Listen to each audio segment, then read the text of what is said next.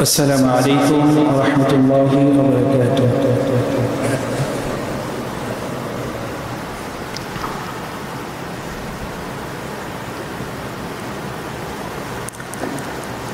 الحمد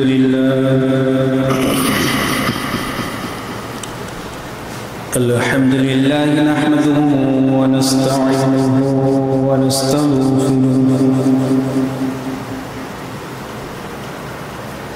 ونعوذ بالله من شرور أنفسنا ومن سيئات أعمالنا. من يهده الله فلا مضل له ومن يضلله فلا هادي له. ونشهد أن لا إله إلا الله وحده لا شريك له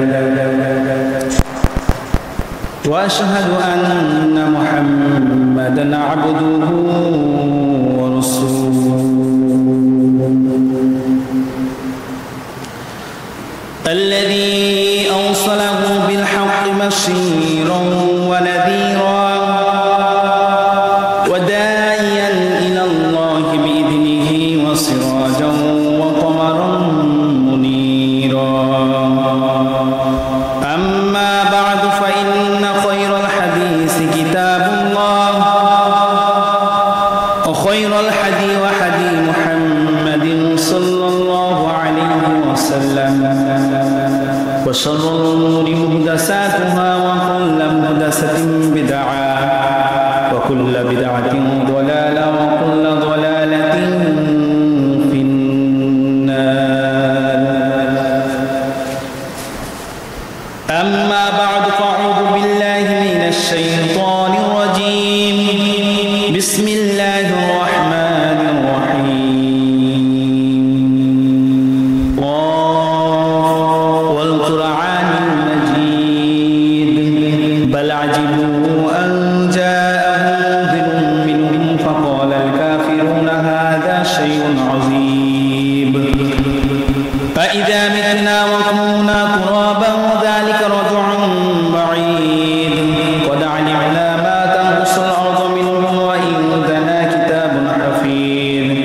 بل كذبوا بالحق لما جاءهم فهم في أمر مريج. أفلم ينظروا إلى السماء فوقهم كيف بنيناها وزيناها وما لها من فروج.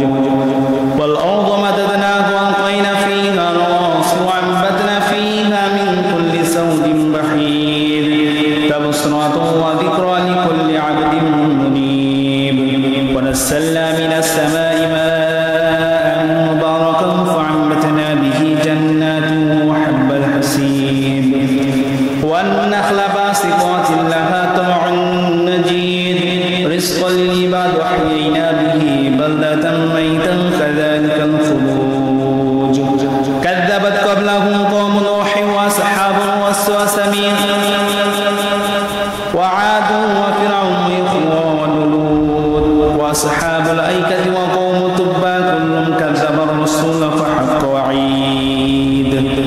أفأينا بالخلق الأول بل هم في لبس من خلق جديد.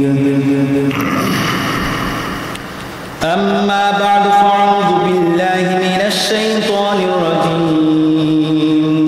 بسم الله الرحمن الرحيم. قل هل يستوي الذين يعلمون والذين يعلمون. قال الله تعالى. وقال الله أعوذ بالله من الشيطان الرجيم. بسم الله الرحمن الرحيم. يا أيها الذين آمنوا إن جاءكم فاسق. وقال الله تعالى أعوذ بالله من الشيطان الرجيم. وقل ربي زدني علما. الحمد لله. যাবতীয় প্রশংসা সমস্ত তারিফ সমস্ত সিফাত সেই মহান রব্বুল আলামিনের জন্য, যিনি আজকে আমাদেরকে এখানে আমাদের নির্ধারিত সময়ের মধ্যে থেকে অত্যন্ত গুরুত্বপূর্ণ কিছু সময় আমাদেরকে এখানে অতিবাহিত করার তৌফিক দান করেছেন। যে আল্লাহ রাব্বুল আলামিন আমাদেরকে দুনিয়ার সমস্ত ব্যস্ততা ভুলে গেলে, মানুষের সমস্ত কার্যক্রম থেকে ভুলে থেকে, সমস্ত প্রয়োজন অপ্রয়োজন থেকে বিরত রেখে যে আল্লাহ রাব্বুল আলামিন আমাদেরকে শুধুমাত্র এখানে ইবাদতের জন্য কবুল করেছেন, সেই মহান রবের দরবারে আমরা সকলে শক্ত করে শুকরিয়া আদায় করছি। সকলে পাঠ করছি কালিমাতুশ শুকুর, আলহামদুলিল্লাহ। দুরূদ ও তাসলিমাত বর্ষিত হোক অগণিত রহমতের ধারা, যার মাধ্যমে আল্লাহ রাব্বুল আলামিন পৃথিবীর বুকে বয়ে দিয়েছেন, যিনি আমাদেরকে অক্লান্ত পরিশ্রমের মাধ্যমে মানুষদেরকে মুক্তির সঠিক পথ দেখিয়ে দিয়েছেন, যিনি আমাদেরকে এই পৃথিবীর সমস্ত লোভ লালসা উপেক্ষা করে পার্থিব জীবনকে পরকালমুখী করার জন্য আমাদেরকে নির্দেশ করেছেন, সেই মহান রাসূলের প্রতি আমরা সকলেই দুরূদ ও তাসলিমাত পাঠ করছি। সকলে আমরা সংক্ষেপে দুরূদ পাঠ করছি। সকলে বলছি আল্লাহুম্মা সাল্লি আলাইহি আল্লাহুম্মা বারিক আলাইহি। সম্মানিত মুআজ্জাজ মুহতারাম, আল্লাহ রাব্বুল আলামিন পৃথিবীতে আমাদেরকে পাঠিয়েছেন, এরপরে আমাদেরকে নির্দেশিত হুকুম দিয়েছেন। আল্লাহ রাব্বুল আলামিন দেখানো পথ প্রদর্শনের জন্য আমাদেরকে কিতাব দিয়েছেন। এই কিতাবকে সঠিকভাবে বোঝার জন্য রাসূলকে প্রেরণ করেছেন। মানুষের জীবনে ভালো মন্দ যাচাই বাছাই করার জন্য আল্লাহ রাব্বুল আলামিন মহাগ্রন্থ আল কোরআনকে আমাদের মাঝে প্রেরণ করে দিয়েছেন। আর এই সমস্ত কিছুর মধ্য থেকে মানুষ তখনই উপকৃত হবে, মানুষ তখনই সাফল্যবান হবে, মানুষ তখনই তার জীবনকে উন্নত শাখায় নিয়ে যেতে পারবে যদি তারা কোরআনের সংস্পর্শে আসে, যদি তারা ইলমের সংস্পর্শে আসে, যদি তারা শিক্ষার সংস্পর্শে আসে। আমরা একটা কথাই বলে থাকি, আমাদের প্রবাদ বাক্যে শিক্ষাই জাতির মেরুদণ্ড। এই কথাটা 100 বাস্তব। যদি মানুষের ভিতরে শিক্ষা না থাকে, তবে এই কথার সঙ্গে যুক্ত করতে হবে সহি শিক্ষার মাধ্যমে উন্নত জাতি করতে সক্ষম। তো যদি শিক্ষা আমাদের ভিতরে না থাকে, তাহলে সেই জাতি ধ্বংস হবেই হবে, এতে কোনো ভুল নেই। যদি সঠিক শিক্ষা আমাদের ভিতরে না থাকে, সঠিক ইলম যদি আমাদের ভিতরে না থাকে, তাহলে সেই জাতি মূর্খতা অর্জন করবেই করবে, সেই জাতি ধ্বংস হবেই হবে, এই কথাই সত্য। আল্লাহ তাআলার দেখানো পবিত্র মহাগ্রন্থ আল কোরআন যদি কেউ শিক্ষা না করে, যদি সেই নিয়ম অনুযায়ী যদি না চলে, রাসূলের দেখানো পথ অনুযায়ী যদি সে জীবন ধারণ না করে, তাহলে সেই মানুষ ধ্বংস হবেই হবে, এই কথাই সত্য। সম্মানিত উপস্থিতি, আমরা আজকের মূল আলোচনায় নিয়ে আসার পূর্বে আলোচনার বিষয়বস্তু আমাদের প্রত্যেকের স্মরণে রাখা উচিত। আজকের আলোচনার মূল বিষয় হচ্ছে ধ্বংস সেই জাতি যে জাতির ভিতরে শিক্ষায় ত্রুটি রয়েছে, যে জাতির ভিতরে শিক্ষায় ভুল রয়েছে। অতএব আজকের আলোচনার বিষয় হচ্ছে ভুল শিক্ষায় ধ্বংস জাতি।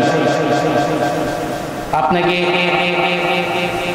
অধিক আগ্রহে জানাচ্ছি যে আজকের আলোচনাটা এতটাই গুরুত্বপূর্ণ, আপনার জীবন পরিবর্তনের ক্ষেত্রে হয়তো আজকের আলোচনায় আপনার জন্য গুরুত্বপূর্ণ হতে পারে। হয়তো আমরা বলতে পারি যে আজকের এই আলোচনাটা শুধুমাত্র যদি মনোযোগ সহকারে শ্রবণ করেন, তাহলে আমরা আশাবাদী যে আপনি আপনার জীবনের সিদ্ধান্তকে পরিবর্তন করতে পারবেন।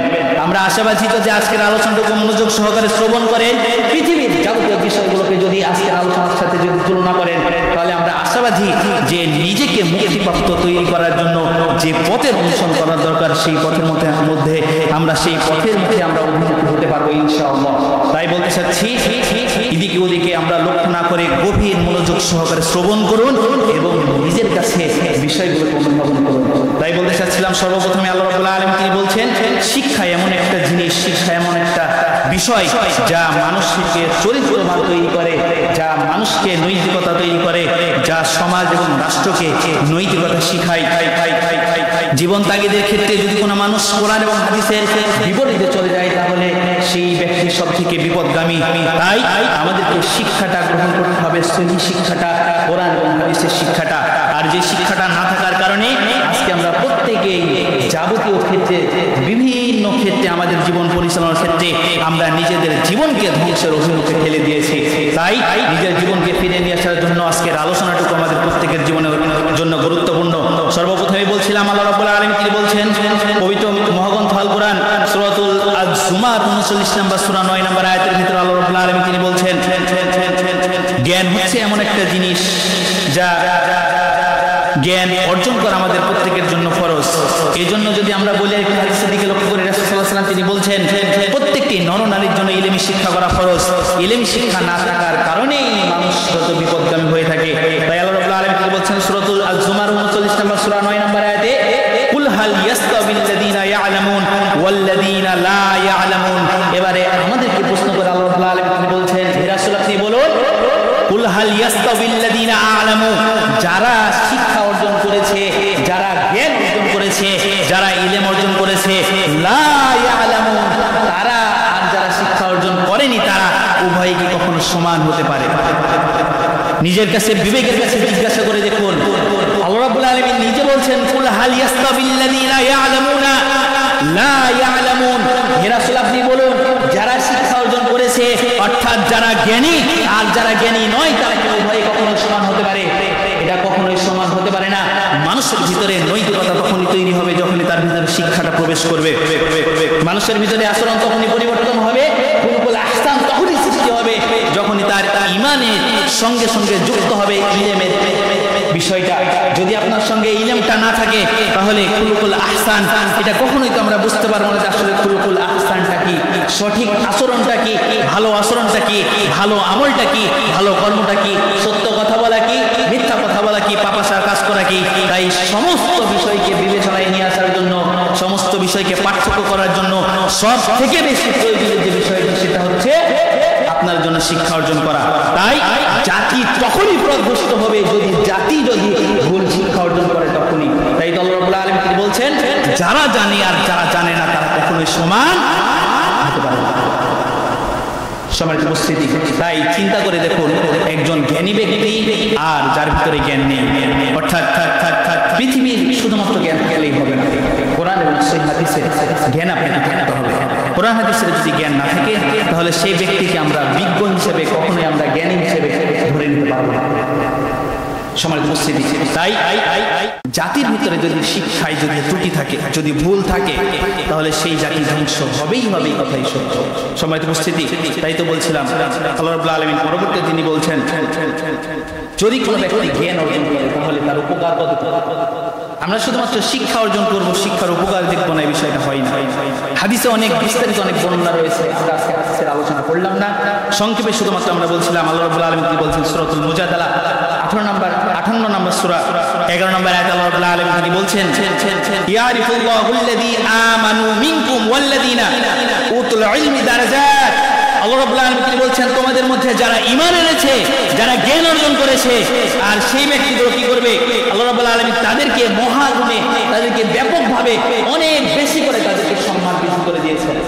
সুবহানাল্লাহ বলবেন না? আমি আমার কথা বলছি না, আপনাদের এলাকায় কয়জন শিক্ষক রয়েছে দেখুন, আপনাদের এলাকায় কয়জন শিক্ষক রয়েছে দেখুন, তারা জাতির শিক্ষক, তারা জাতিকে শিক্ষা দেয়, আপনার ছেলে মেয়েকে শিক্ষা দেয়। আপনি তাকে সম্মানের চোখে দেখেন না? আপনি যে পরিবারে হন, উঁচু ফ্যামিলি হোক অথবা নিম্ন ফ্যামিলি হোক না কেন, আপনি আপনার ছেলের শিক্ষককে অবশ্যই আপনি সম্মান করেন। তো এই যে সম্মানের মাধ্যমটা কে তৈরি করেছে? একমাত্র আল্লাহ সুবহানাহু ওয়া তাআলা। যাদের ভিতরে জ্ঞান নেই, যাদের জ্ঞানের ভিতরে স্বল্পতা রয়েছে, যারা কোরআন হাদিসের জ্ঞান অন্বেষণ করেনি তাদের স্থান কোথায়, আর যারা অন্বেষণ করেছে তাদের স্থান কোথায় একটু চিন্তা ভাবনা করে দেখুন। আল্লাহ রাব্বুল আলামিন তাই তো তিনি বলছেন সূরাতুল মুজাদালা 58 নম্বর সূরা 11 নম্বর আয়াতে তিনি বলছেন ইয়ারিফুল্লাহুল্লাযী আমানু ইয়ারিফুল্লাহুল্লাযীনা আমানু ওয়াল্লাযীনা উতুল ইলমি দারাজাত। সেই সমস্ত ব্যক্তি আল্লাহ রাব্বুল আলামিন যারা শিক্ষা অর্জন করেছে তাদের সম্মানটা বহু গুণে উঁচু করে দিয়েছেন, বৃদ্ধি করে দিয়েছেন। সুবহানাল্লাহি বিহামদিহি সুবহানাল্লাহিল আযীম। সম্মানিত উপস্থিতি, তাই আপনি নিজেকে চিন্তা করে দেখুন সেই শিক্ষকের সঙ্গে যদি আপনি আজকে শিক্ষা অর্জন করতে পারতেন তাহলে হয়তোবা আপনাদের এলাকার ভিতরে যদি নামি দামি বড় কোনো যদি আলেম থাকতো তাহলে আমি আপনাদের এখানে দাঁড়ানোর সুযোগ পেতাম না। যদি আমার থেকে বড় কোনো আলেম এখানে থাকতো তাহলে আমি এখানে দাঁড়ানোর সুযোগ পেতাম না। স্বেচ্ছায় আমি তাকে আমার জায়গাটা ছেড়ে দিতাম, শুধুমাত্র ইলমের সম্মানের তাগিদে। আল্লাহ ওনাকে সম্মান দিয়েছে, আমি কেন সম্মান দেব? আল্লাহু আকবার। আপনি যদি আজকে এখানে যদি শিক্ষার যোগ্যতা নিয়ে আসেন তাহলে আমি আপনাকে জায়গা ছেড়ে দিতাম। সম্মানটা কে দিয়েছেন? সম্মানটা আল্লাহ দিয়েছেন। আজকে আমি যতটা সম্মান পাই, আমি মনেও করি যে আমি এতটা সম্মান পাওয়ার যোগ্য নয়। শুধুমাত্র ইলমটা আমাকে সম্মান দেয়। আমি ব্যক্তিগতভাবে কিছু নয়, ব্যক্তিগতভাবে আমি কিচ্ছু নই। আমি শুধুমাত্র একটা মানুষ। আপনাদের শরীরেও হয়তো বা যতটুকু গোস্ত মাংস রয়েছে, আমার শরীরেও ততটুকু রয়েছে। আপনার শরীরেও যতটা হাড়ের জয়েন্ট রয়েছে, আমার শরীরেও ততটা হাড়ের জয়েন্ট রয়েছে। আপনারও একটা মাথা রয়েছে, আমার মাথা দুইটা নয়। আপনার দুইটা চোখ রয়েছে, আমার চোখ কিন্তু চারটা নয়। আল্লাহ রাব্বুল আলামিন শুধুমাত্র ইলমের মাধ্যমে সম্মানিত করেছেন। তাই বুঝতে হবে যে ইলম আপনাকে সম্মানিত করবে তখনই যদি আপনি ইলমকে অন্বেষণ করেন। সম্মানিত উপস্থিতি, আল্লাহ রাব্বুল আলামিন তাই তো তিনি বলছেন, ইয়ারিফুল্লাহুল্লাযীনা আমানু ওয়াল্লাযীনা উতুল ইলমি দারাজাত। আল্লাহ রাব্বুল আলামিন সেই সমস্ত ইলম অন্বেষণকারী ব্যক্তি, তাদেরকে বহু গুণের সম্মান, তাদেরকে উঁচু করে দিয়েছেন, তাদেরকে বৃদ্ধি করে দিয়েছেন। সম্মানিত উপস্থিতি, এবারে কথা হচ্ছে, আমরা বলেছিলাম আজকে আলোচনার বিষয় হচ্ছে যে ভুল শিক্ষায় জাতি ধ্বংস। প্রত্যেকটি আলোচনার পয়েন্টের ক্ষেত্রে আমাদেরকে এই কথাটি মনে রাখতে হবে যে আজকে যাদেরকে এখানে সুযোগ দিয়েছেন কিংবা সুযোগ যাদেরকে দিবেন, তাদের শিক্ষাটা আগে যাচাই করতে হবে। আপনি একজনকে সুযোগ দেবেন, সেটা যাচাই করবেন না, বিষয়টা আপনার কাছেও প্রাধান্যযোগ্য হবে না। কেননা আল্লাহ রাব্বুল আলামিন তিনি বলছেন, আপনি যে কোনো ব্যক্তির কথা শুনুন না কেন, যে কোনো ব্যক্তির কথা শুনতে হলে বাল্লিগ আন্নি ওয়ালায়া। রাসূল বলছেন, আল্লাহ রাব্বুল আলামিন তিনি বলছেন যে তার আয়াত যদি, রাসূল সাল্লাল্লাহু আলাইহি ওয়াসাল্লাম তিনি বলছেন যে তার আয়াত যদি, আল্লাহ রাব্বুল আলামিনের আয়াত যদি জানা থাকে তাহলে সেটা প্রচার করে দাও, আর সেটা প্রমাণ সহকারে বিল বাইয়িনাতি ওয়াস সুবুত, সেটা প্রমাণ সহকারে প্রচার করতে হবে। তো যদি কোনো ব্যক্তি দাঁড়িয়ে থেকে আমার মতো যদি প্রমাণ সহকারে কথাবার্তা না বলে, তাহলে তার কথা গ্রহণ করা যাবে না। এখানে যে কোনো ব্যক্তিকে দাঁড়ানোর জন্য তার যোগ্যতাকে যাচাই করতে হবে। ইলমের যোগ্যতা যাচাই করা প্রত্যেকটি ব্যক্তির জন্য করণীয়। আপনি আপনার জীবনে আমল করবেন, আমলের পূর্বে সেই আমলটা সম্পর্কে আগে যাচাই করতে হবে। এটাই হচ্ছে মূল বিষয়। তাই তো আল্লাহ রাব্বুল আলামিন তিনি বলছেন সূরাতুল হুজুরাত 49 নম্বর সূরা 6 নম্বর আয়াতে আল্লাহ রাব্বুল আলামিন তিনি বলছেন, ইয়া আইয়ুহাল্লাযীনা আমানু ইন জাআকুম ফাসিকুম। যখন কোনো ব্যক্তি আপনাদের কাছে, কোনো ফাসিক ব্যক্তি যদি কখনো যদি আপনাদের কাছে কোনো বয়ান নিয়ে আসে, কোনো তথ্য নিয়ে আসে, কোনো খবর নিয়ে আসে, কোনো কথাবার্তা নিয়ে আসে, তাহলে সেটা যাচাই করে। সূরাতুল হুজুরাত 49 নম্বর সূরা 6 নম্বর আয়াতে আল্লাহ রাব্বুল আলামিন নিজে বলছেন। আর যখন কোনো বিভিন্ন মাযহাবী মানুষের কাছে, আলেমের কাছে যদি যাওয়া যায়, তাহলে দলিলের কথা বললেই হুজুর খারাপ, ব্যক্তি খারাপ, দলিলের কথা বললেই মানুষ খারাপ। আমার জীবনের ঘটনা, এটা আপনাদের বলছি। আমি একজনের কাছে দলিল চেয়েছিলাম, সঙ্গে সঙ্গে সভাপতির কাছে নালিশ চলে গেছে, হুজুর খারাপ, হুজুর আমার কাছে দলিল চাই। সম্মানিত উপস্থিতি, কিভাবে বোঝায় আপনাকে? এখানে যেই দাঁড়িয়ে থাকে কথা বলুন না, প্রত্যেকটি ব্যক্তির কথার সঙ্গে দলিল থাকতে হবে, নতস তার কথা গ্রহণযোগ্য নয়। আপনি সেই ব্যক্তি থেকেই আপনি ধ্বংস হবেন, আপনি সেই ধ্বংস জাতির মধ্যেই পড়বেন যদি আপনাকে দেখানো পথ দেখানো ব্যক্তি যদি সে নিজেই যদি পথভ্রষ্ট হয়ে থাকে, তার ইলমের ভিতরে যদি ত্রুটি হয়ে থাকে, তার জ্ঞানের ভিতরে যদি স্বল্পতা থেকে থাকে, তার জ্ঞানের ভিতরে যদি ভ্রষ্টতা থেকে থাকে, তাহলে সেই ব্যক্তি যদি নিজেই পথভ্রষ্ট, তাহলে আপনাকে কিভাবে সঠিক পথ দেখাবে? সম্মানিত উপস্থিতি, তাই যাদের কাছ থেকে কথা শুনছেন তাকে যাচাই করতে হবে, যে কথা শুনছেন সেই কথা যাচাই করতে হবে। সম্মানিত উপস্থিতি, আসুন কোরআন হাদিস থেকে আমরা অনেক মূল্যবান অনেক কথা শুনলাম। তবে এই প্রসঙ্গে আমরা বলতে চাই যে জাতি তখনই মজবুত হবে, তখনই শক্তিশালী হবে যদি জাতির আমানতদারিত্ব রক্ষা হয়।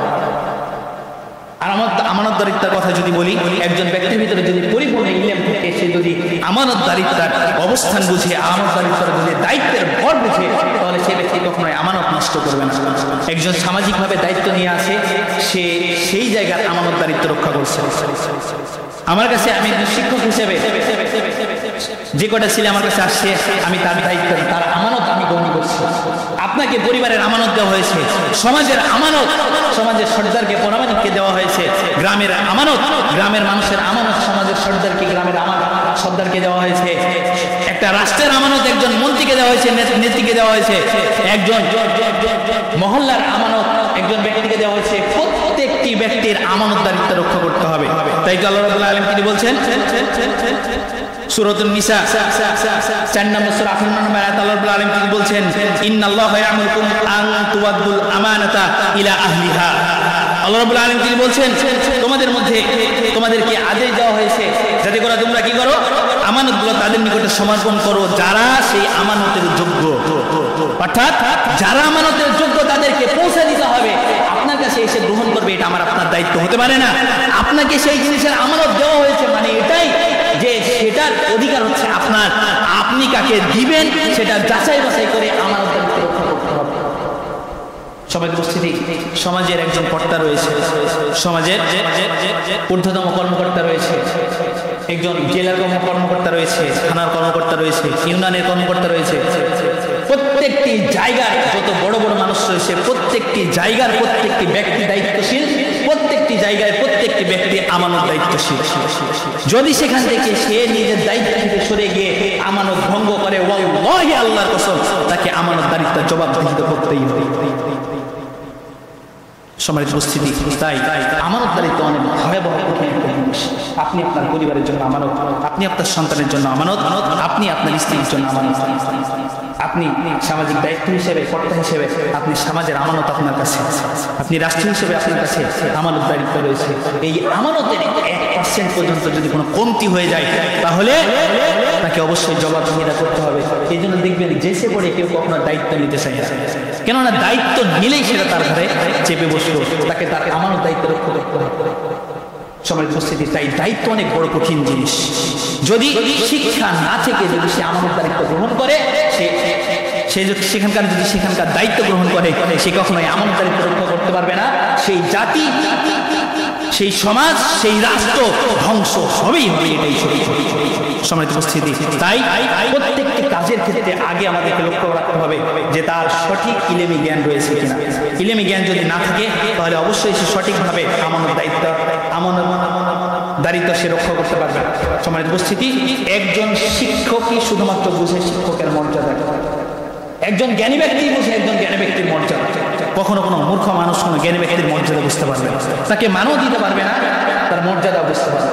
সমাজের উপস্থিতি, আসুন এতক্ষণ ধরে আমরা অনেক কথা বলছিলাম আমাদের আমানত দায়িত্বের ক্ষেত্রে কোরআন এবং সেই হাদিস, কোরআন থেকে আমরা যে বর্ণনাগুলো পেয়েছি এই জগৎ পর্যন্ত সমস্ত বিষয় আমরা কোরআন থেকে বর্ণনা করেছি। পক্ষান্তরে বলছিলাম এই আমানত দায়িত্ব রক্ষা করার জন্য সর্বপ্রথম আমাদেরকে জ্ঞানকে পরিশুদ্ধ করতে হবে, আমাদের শিক্ষাকে পরিশুদ্ধ করতে হবে, আমাদের জানা বিষয়গুলোকে সেটাকে সঠিক বিষয়ের উপরে নিয়ে আসতে হবে।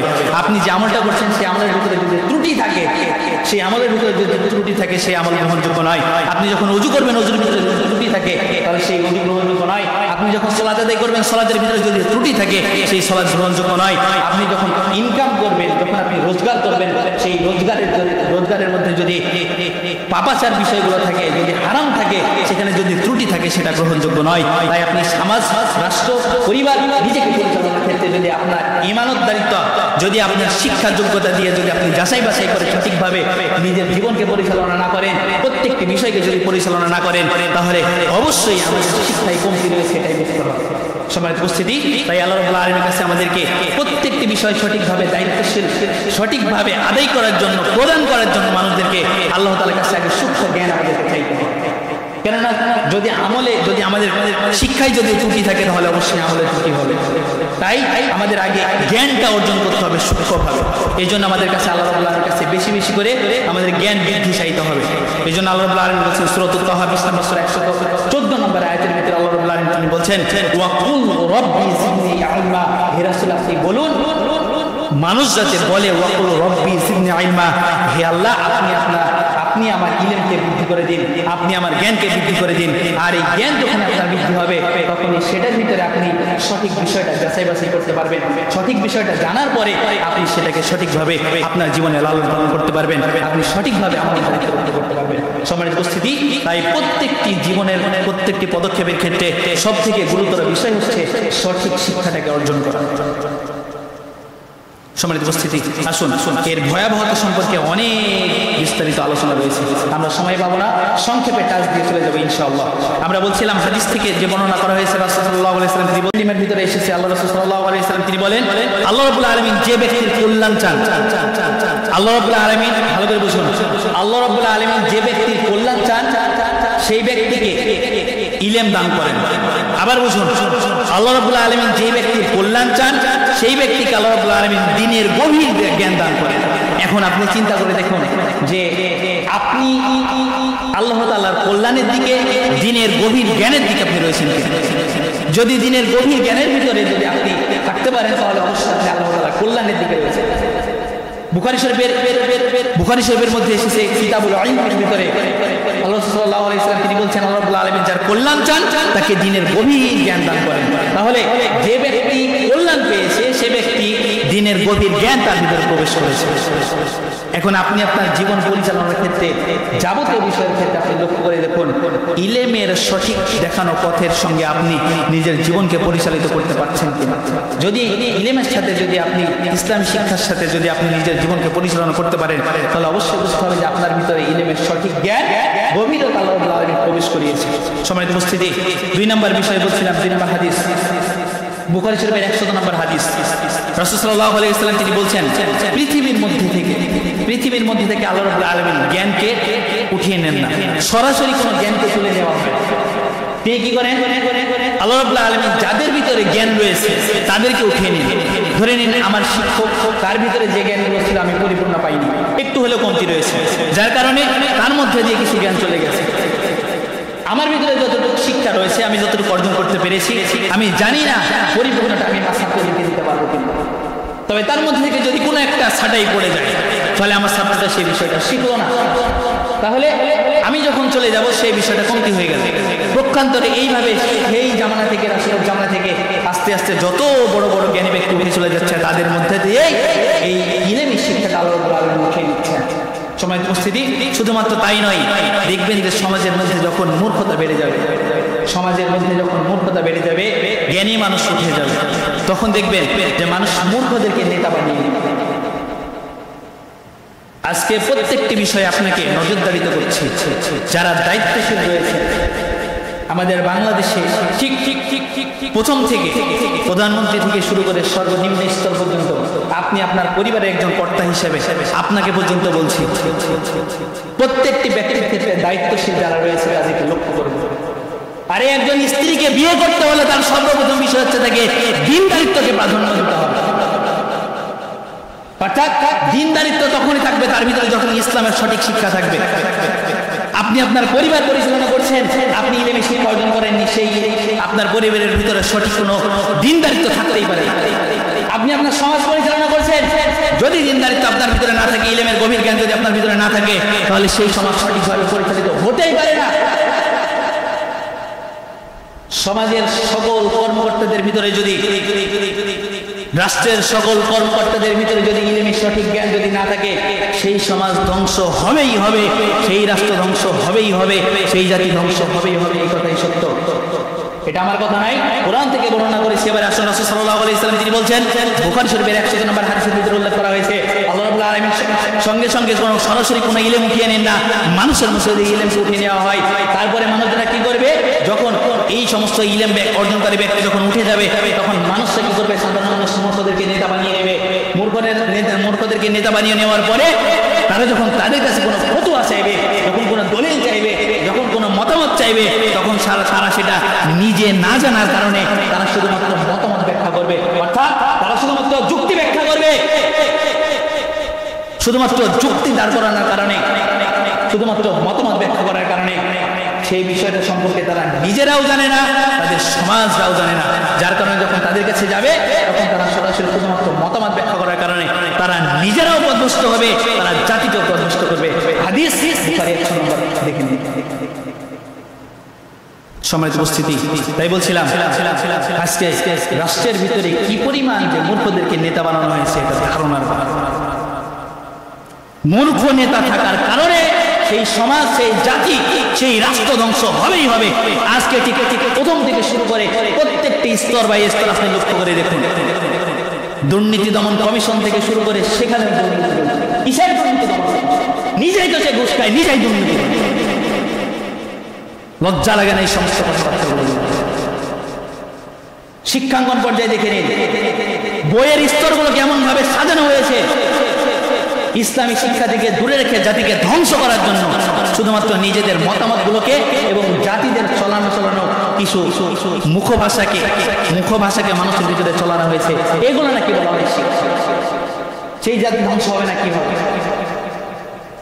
আজকে শিক্ষাক্ষেত্রে দেখুন, যে জায়গাতে দুর্নীতির কোনো অভাব নেই, একজন মানুষের খাবার করার জন্য কত টাকার প্রয়োজন রয়েছে। সকালেই আমরা বেশ দু একজন মানুষ কথাবার্তা বললাম, কি পরিমাণ টাকার প্রয়োজন রয়েছে। সরকারি চাকরিজীবী, আবার দুইটা ক্লিনিকের ভিতরে দুই জায়গাতে চেম্বার করে 10টা পর্যন্ত, আবার ক্লিনিকে নাকি তাদের পার্সেন্ট না নিলে হয় না। আপনার জ্বর হয়েছে, শুধুমাত্র একটা টেস্ট দেওয়া আপনাকে দেবে 1000 টাকা, আর বলবে জমন জায়গা থেকে। দুর্নীতি ছাড়া কি বলবেন আপনি? এই জাতি কখনো উন্নত হবে? সে কোন শিক্ষা নিয়ে বড় হয়েছে আমার বুঝা? আল্লাহর কসম করে বলছি, সে যদি উন্নত শিক্ষা নিয়ে বড় হতো তাহলে সে কোনোদিন মানুষের সামনে এইভাবে প্রতারণা করতে পারত না। সাধারণ যে ব্যক্তি খেতে পায় না, যার বাড়িতে এক বেলার খাবার জুটেনি অসুখের কারণে তাকে বিভিন্ন জিনিস তাকে বিক্রি করে হলেও 1000 টাকা ভিজিট দিয়ে হলেও 1000 টাকা ভিজিট দিয়ে হলেও তাকে ডাক্তারের কাছে দেখাবে। আর ডাক্তারের মানবতা কোথায়? কোন শিক্ষা নিয়ে বড় হয়েছে? লক্ষ লক্ষ টাকা খরচ করে তার পিতামাতা তাকে এই শিক্ষা দিয়েছে, মানুষের উপরে জুলুম করে তুমি এভাবে করবে। 2-1 মিনিট তাকে দেখা নাই, কোনো বোঝা শোনা নেই, তার মুখের কথাবার্তাও শোনা নেই। পেক সিস্টেম লিখতে লিখতে যতটুকু সময় লাগে এটুকুতেই শেষ। কোন শিক্ষা নিয়ে বড় হয়েছে বাবা আমার বুঝে আসে? তুমি কিসের ডাক্তার হয়েছো? তুমি কিসের ইঞ্জিনিয়ার হয়েছো? তোমার ওখানে টাকা না মারলে তোমার পকেটের ভিতরে তোমার পরিবারের ভাগ জুটে না। তুমি কোন শিক্ষা নিয়ে ইঞ্জিনিয়ার হয়েছে আমার বুঝে আসে? আরে তুমি কোন শিক্ষা নিয়ে আলেম হয়েছো আমার বুঝে আসে না। তোমাকে ডিমান্ড নিয়ে তোমাকে আলোচনা করতে হবে। কে বলেছে? কোন শিক্ষা নিয়ে তুমি আলেম হয়েছো? আরে বেটা, তুমি আলেম নয়, তুমি জাতির ধ্বংসের একটা কলঙ্ক। নিজেকে আলেম বলে দাবি করে কিভাবে? লজ্জা হয় না? যে শিক্ষা তোমাকে রাসূল দিয়ে গেছে, কোন শিক্ষা নিয়ে তুমি সেই কবরের মাঝে গিয়ে ঢিপ দিও? কোন শিক্ষা নিয়ে তুমি একজন পীর দরবারের মাঝে গিয়ে তুমি সেখানে সিজদা করো? তোমার লজ্জা করে না? যেখানে পৃথিবীর মধ্যে সব থেকে জ্ঞানী ব্যক্তি, পৃথিবীর মধ্যে সব থেকে চৌদ্দশীল ব্যক্তি, পৃথিবীর মধ্যে সব থেকে ভালো ব্যক্তি যদি থাকে তাহলে সেটা কবি হযরত মুহাম্মদ রাসূলুল্লাহ সাল্লাল্লাহু আলাইহি সাল্লাম। ইনার উপরে কেউ রয়েছে? বলতে পারেন যে কোন একজন ব্যক্তি তার কাছে কবরের কাছে গিয়ে ঢিপ দিয়েছে? কেউ বলতে পারবে না। তাহলে সে কত বড় আলেম হয়ে গেছে, সে কত বড় পীর হয়ে গেছে, সে কত বড় দরবেশ হয়ে গেছে। সে ওয়াজ মাহফিল করে টাকা নেয়, সে আলোচনার মঞ্চে এসে সে ডিমান্ড করে আসে, পীরের দরবারে গিয়ে সে সিজদা করে।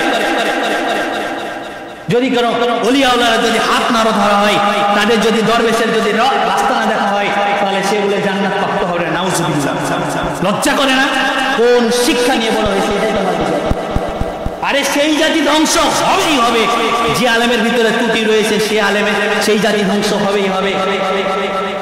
সেই শিক্ষকের সেই দেখানো সেই ছাত্রদের সেই জাতি সেই সমাজ ধ্বংস হবেই হবে। যে সমাজের ভিতরে ত্রুটি রয়েছে, যে শিক্ষকের ভিতরে শিক্ষার ত্রুটি রয়েছে, যে শিক্ষার ডিমান্ড রয়েছে, সেই জাতি ধ্বংস হবেই হবে। যে জাতির ভিতরে সমাজের ভিতরে তাদের চিকিৎসা ক্ষেত্রের ভিতরে তাদের দুর্নীতি দমন কমিশনের ভিতরে দুর্নীতি রয়েছে, সেখানে ত্রুটি রয়েছে, ইলমি শিক্ষাতে তাদের ত্রুটি রয়েছে, যার কারণে সেই জাতি ধ্বংস হবেই হবে। আপনি কখনো বিবেচনা করে দেখেছেন জাতি কেন আজকে এত মূর্খতার জগতে? চলো হাদিস নিয়ে আর আলোচনা করছি না, বেশ কিছু কুফল আপনাদের মাঝে আজকে বলে আজকের আলোচনা জানবো ইনশাআল্লাহ। হাদিস অনেক ধরেছিলাম কিন্তু আজকের হাদিস নিয়ে আলোচনা করা সম্ভব না। বেশ কয়েকটা কুফল শুধুমাত্র আজকে বলে আজকের আলোচনা ইতি টানবো। 1 নম্বর বিষয় বলছিলাম, ব্যক্তিগত ক্ষেত্রে আপনার এই কি ভয়াবহতা অর্জন করতে পারে। কোনো ব্যক্তি যদি সুশিক্ষা অর্জন না করে, সেই ব্যক্তি দুশ্চরিত্রবান হবেই। এটা কোনো দ্বিমত। সে ব্যক্তি কখনোই চরিত্রবান হতে পারবে না, সে ব্যক্তি দুশ্চরিত্রবান হবে। শুধুমাত্র এটাই নয়, যদি আপনি নকল করে পাস করেন, যদি আপনি ভেজাল সার্টিফিকেট নিয়ে যদি আপনি কর্মদক্ষতার ক্ষেত্রে যান, তাহলে কি আপনি মনে করছেন যে আপনার কর্মটা সঠিকভাবে হবে? আরে সে তো টাকা দিয়ে সার্টিফিকেট কিনেছে, টাকা দিয়ে সে চাকরি নিয়েছে, টাকা দিয়ে সার্টিফিকেট কিনেছে, টাকা দিয়ে চাকরি নিয়েছে। একজন ইঞ্জিনিয়ারকে যদি বলা হয় যে অমুক মেশিনটা ঠিক করে দেন, তার দ্বারা সম্ভব হবে? আরে বেটা, সে তো নিয়েছে নিজে টাকা দিয়ে সার্টিফিকেট, টাকা দিয়ে চাকরি, সেই ইঞ্জিন কিভাবে ঠিক করবে? ওই কর্মক্ষেত্রটা, পুরো কর্মক্ষেত্রটা নষ্ট হয়ে যাবে। দুশ্চরিত্রবান যদি কোনো সমাজের মধ্যে যদি ব্যক্তি থাকে, সেই সমাজ দুশ্চরিত্র তৈরি হবে। একজনের মাধ্যমে আরেকজন, আরেকজনের মাধ্যমে আরেকজন, ঠিক এভাবে তৈরি হতেই থাকবে। শুধুমাত্র এগুলোই নয়, যখনই মানুষ এগুলো করতে থাকবে, ব্যক্তিগত ত্রুটি যদি থাকে, যদি ইলমে শিক্ষা না থাকে, তাহলে সেই মানুষ হালাল হারাম ঘুরিয়ে ফেলবে। মনে করবে যে আসলে দোয়া তো করছি, এটা তো ভালোই, মনে হয় ভালোই। বিভিন্ন কাজ নিয়ে সে চিন্তা ভাবনা যে সুদ তো খেলাম, আজকে খেলাম আর কালকে খাবো না, সুদের টাকা নিয়ে তো আমি দান করে দিচ্ছি, আমি টাকা তো খাই না, মনে হয় এটা ভালোই হয়। কি দিয়ে বোঝাবো আপনার? আমারই বোঝা আসে। তাই তো বলছিলাম, ব্যক্তিগত যে সকল ইলমের ত্রুটিগুলো রয়েছে, তার কারণে হালাল হারাম সে গুলিয়ে ফেলে, মনে করবে যে এটা দিয়ে আমাকে নেকি, এটা দিয়ে সে মনে করবে যে নেকি হচ্ছে। এ ধরনের বিভিন্ন কর্মক্ষেত্র তারা পরিচালনা করতে থাকবে, হালাল হারামকে গুলিয়ে ফেলবে, যার কারণে তারা পথভ্রষ্ট হয়ে যাবে সমাজের উপস্থিতি। এবং তারা মনে করবে ব্যক্তিগত ক্ষেত্রে ত্রুটি থাকলে দেখবেন যে হালাল পথে উপার্জন করতে কিন্তু একটু কষ্ট, আর হারাম পথে উপার্জন করতে কিন্তু সহজ রাস্তায় হয়ে যাবে। দেখবেন যে কেউ যদি পেন্সিল টানে, তাহলে একদিনে 10-20 হাজার টাকা কামাই করে, অথবা কেউ যদি কোদাল মারে সারাদিন ধরে, তাহলে 300-500 টাকা কামাই করতে হবে। ওই যে সহজ পথ, এই সহজ পথ মানুষদেরকে আরো খারাপের দিকে নিয়ে সমাজের উপস্থিতি। তাই ব্যক্তিগত ত্রুটির কারণে এই সমস্ত বিষয়গুলো আমাদের হয়ে থাকে। এবারে সামাজিক যে সকল ত্রুটিগুলো রয়েছে, সামাজিক ত্রুটিগুলো কি? আমাদের এই জ্ঞানী শিক্ষা যদি আমাদের ভিতরে না থাকে, তাহলে অবশ্যই সমাজের মধ্যে অনেক বড় প্রভাব ফেলবে। তার মধ্যে সব থেকে বড় বিষয় হচ্ছে যে দুর্নীতি আমাদের প্রত্যেকের ভিতরে বেড়ে যাবে। রাস্তায় 5 লক্ষ টাকার বাজেট হয়েছে, যে বাজেট পাস করেছে সে 50,000 খেয়েছে, যে নিয়ে এসেছে আরো 50,000 খেয়েছে, কন্ট্রাক্টর 1 লাখ টাকা খেয়েছে। এখানে এলাকার মানুষ সে কিছু দাপট দেখাতে গিয়ে আরো 50,000 খেয়েছে। মাঝখানে কাজ হলো 1 লাখ টাকা, বাজেট হলো কত লাখ টাকা? 5 লক্ষ টাকা, কাজ হলো 1 লক্ষ টাকা। কি শিক্ষা নিয়ে আমরা বড় হলাম? কি শিক্ষা নিয়ে বড় হলাম? জাতির সেবা করবো? আরে প্রত্যেকটি পয়সার হিসাব দিতে হবে, টাকা কেন? প্রত্যেকটি পয়সার আপনাকে হিসাব দিতে হবে। বলেছে আগে, কোন শিক্ষা নিয়ে বড় হয়েছে আমার তো জানে আসে, বুঝেই আসে না। আপনি চিন্তা করেন না সেই টাকা দান করে মুক্তি পেয়ে যাবেন? জনগণের 1 পয়সা যদি আপনি হক মেরে থাকেন, সেই 1 পয়সার হিসাব না দেওয়া পর্যন্ত আল্লাহ রাব্বুল আলামিন আপনাকে রেহাই দিবেন। হকুল্লাহ হকুল ইনসান, আল্লাহর হক চাইলে মাফ করে দিতে পারে, বান্দার হক আল্লাহ মাফ করবে না। এগুলো তো বান্দার হক, আল্লাহ মাফ করবে না। সমাজ উপস্থিতি। তাই তো বলছিলাম, সমাজের ভিতরে এই দুর্নীতি, মাফিয়া, এগুলো আমাদের ভিতরে ব্যাপকভাবে প্রকাশ পাবে। শুধুমাত্র তাই নয়, সহিংসতা বেড়ে যাবে। মানুষের ভিতরে দেখবেন গন্ডগোল, মারামারি, লুটপাট, টাহাজানি, ছিনতাই, এগুলো প্রচুর পরিমাণে চলে আসছে। শুধুমাত্র এই নয়, এরপরে শুধুমাত্র আমাদের সমাজের ভিতরে আরো বৃদ্ধি পাবে মেধা পাচার। কেমন ভাবে? ওই যে বললাম, শিক্ষক শিক্ষা অর্জন করেছে কিন্তু শিক্ষার্থীকে শিখায় না। ক্লাসে এসে হট্টগোল করে পার করে দিয়ে ক্লাস শেষ হয়ে গেছে। ওই জাতি কয়দিনে শিক্ষা অর্জন করবে? পরবর্তী তার থেকে সেই জাতি শিক্ষা অর্জন করবে। আজকে টাকা দিয়ে, ঘুষ দিয়ে আমরা শিক্ষক হয়েছি, নাই কোনো শিক্ষা আমাদের ভিতরে, আমরা দিবই কি? সমাজ উপস্থিতি, মেধা শূন্য হয়ে যাবে শুধুমাত্র এই দুর্নীতির ক্ষেত্রে। শুধুমাত্র তাই নয়, এর পাশাপাশি মানুষের অবিশ্বাস, সমাজের ভিতরে এই সমস্ত ভয়াবহগুলো কাজ করবে এবং পারিবারিকভাবে এটা আমাদের অনেক বড় সহিংসতা নিয়ে আসবে। সেটা হচ্ছে, মনে করেন হারাম আমরা ভক্ষণ করবো, হারাম আয় আপনার সংসার পরিচালিত হবে। সব থেকে বড় কথা হচ্ছে, আপনার সন্তানের শিক্ষায় আপনি অসচেতন থাকবেন যদি আপনার ভিতরে ইলমে শিক্ষা না থাকে। নিজেই জানেন যে ছেলেকে ইলমে শিক্ষা দিলে, কোরআন হাদিসের শিক্ষা দিলে কি উপকার হবে, নিজেও জানে না, তার ছেলেকেও শিক্ষা দেয়। নিজেও মদ খেয়ে বেড়াচ্ছে, গাঁজা খেয়ে বেড়াচ্ছে, বিড়ি খেয়ে বেড়াচ্ছে, তার অথবা কোনো ভাই বাবার আত্মীয় স্বজনের সাথে সে নিজেও খেয়ে বেড়াচ্ছে। আরে তার পিতা ওইভাবে চলে গেছে, তাকে শিক্ষায় যায়। তাই শিক্ষাই জাতি মূর্খ হয়ে যাবে। আপনার সন্তানকে অসচেতন থাকার কারণে, তাকে অসচেতন রাখার কারণে, আপনি তাকে শিক্ষা না দেওয়ার কারণে সেই জাতি ধ্বংস হয়ে যাবে। সমাজ উপস্থিতি। তাই শিক্ষার ভিতরে যদি ত্রুটি থাকে, তাহলে অবশ্যই সেই জাতি ধ্বংস হবেই হবে, এই কথাই ঠিক। অর্থনৈতিকভাবে আমরা অনেক ভয়াবহতার শিকার হব। 1 নম্বর বিষয় হচ্ছে, অর্থনৈতিক ক্ষেত্রে আমরা কি করব? অদক্ষ মানুষকে আমরা আমাদের কাজগুলোকে সম্পাদন করতে দেব। যেমন ওই যে বললাম, মূর্খ মানুষদেরকে নেতা বানিয়ে নিয়েছে, আমরা কিছুই জানবো না বুঝবো না, তাদের কাছ থেকে যখন পরামর্শ চাইবো তারা ভুল সিদ্ধান্ত দিবে, তারা নিজেরা উপদেষ্ট হবে, জাতিকে উপদেষ্ট করবে। হাদিস বুখারী 100 নম্বর।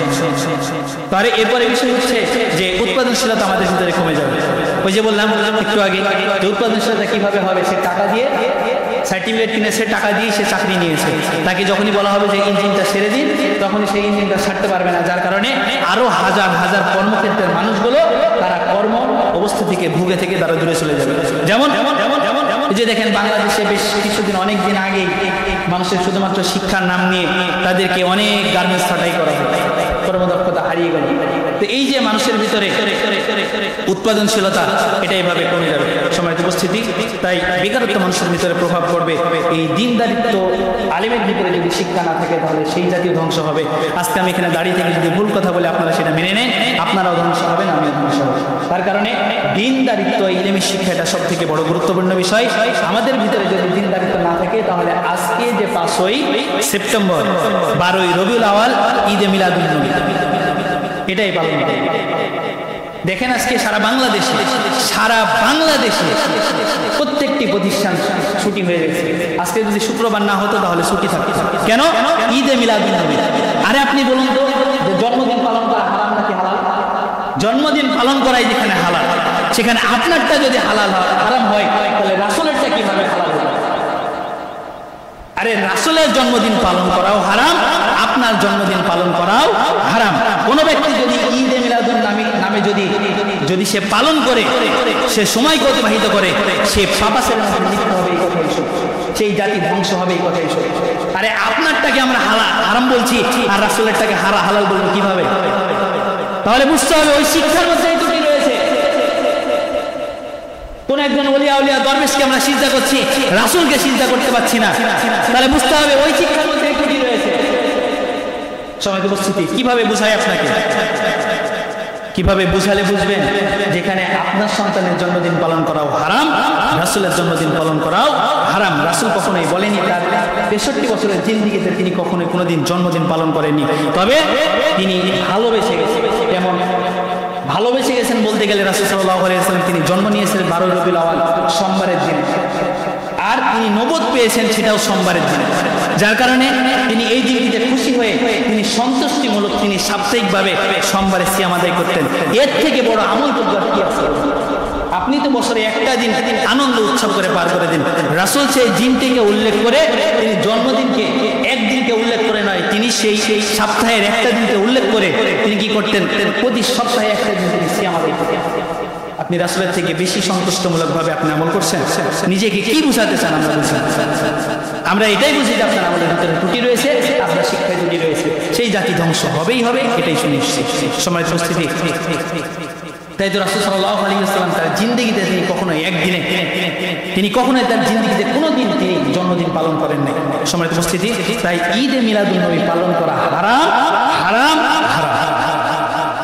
যে বলবে তার শিক্ষার ভিতরে ত্রুটি আছে, এটা কোরআন বলছে। আপনি দলিল চান দিব, এখন সময় নেই। আপনি হাদিসের দলিল চান দিব, আপনাকে সমস্যা। সময় উপস্থিতি, রহমত হিসেবে আল্লাহ রাব্বুল আলামিন খুশির জন্য পাঠিয়েছেন কোরআনকে, সেটাই গ্রহণ করার জন্য আল্লাহ রাব্বুল আলামিন নির্দেশ করেছেন।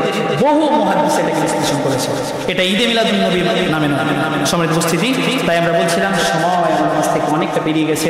আমরা সময় দীর্ঘ করতে চাচ্ছি না, আমরা সময়কে সংকীর্ণ করে নিয়ে আমাদের আলোচনাকে এখানে একবারে সংকীর্ণ করে নিতে চাচ্ছি। আমরা এই জন্যই বলতে চাচ্ছিলাম যে মানুষের ইলমের ভিতরে যদি ত্রুটি থাকে তাহলে পারিবারিক থেকে শুরু করে সমাজ, রাষ্ট্র, অর্থনৈতিক, সামাজিকভাবে, রাষ্ট্রীয়ভাবে, পারিবারিকভাবে, অর্থনৈতিকভাবে, ব্যক্তিগতভাবে আমরা প্রত্যেকেই ক্ষতিগ্রস্ত হব। তাই শিক্ষাটা সব থেকে বেশি জরুরি। তাই তো আমরা বলতে চাই যে জাতির ভিতরে শিক্ষায় ত্রুটি রয়েছে, সেই জাতি অবশ্যই ধ্বংস। আল্লাহ রাব্বুল আলামিন আমাদের এই ধ্বংসের থেকে ফিরিয়ে নিয়ে এসে আমাদেরকে শিক্ষার প্রতি তাগিদ দিয়ে আমাদের নিজেদের জীবনকে সঠিকভাবে পরিচালনা করার জন্য ইলমি শিক্ষার প্রতি, কোরআন এবং হাদিসের সঠিক বিষয়ের প্রতি শিক্ষা অর্জন করার, আমাদের নিজেদের জীবনকে ইসলামী শিক্ষা অনুযায়ী আমাদের জীবনকে পরিচালনা করার, সমাজকে পরিচালনা করার, রাষ্ট্রকে পরিচালনা করার, আমাদের নিজেদের ব্যক্তিগতভাবে নিজেদের জীবনকে পরিচালনা করার তৌফিক দান করুন। সকলে বলছি আল্লাহুম্মা আমিন। আজকের মতো এখানে এই দোয়া, এই দাওয়া, এই দাবি রেখে আজকের মতো এখানে কথা শেষ করছি। ওয়া মা আলাইনা ওয়া বালাগ। আসসালামু আলাইকুম ওয়া রাহমাতুল্লাহি ওয়া বারাকাতুহু।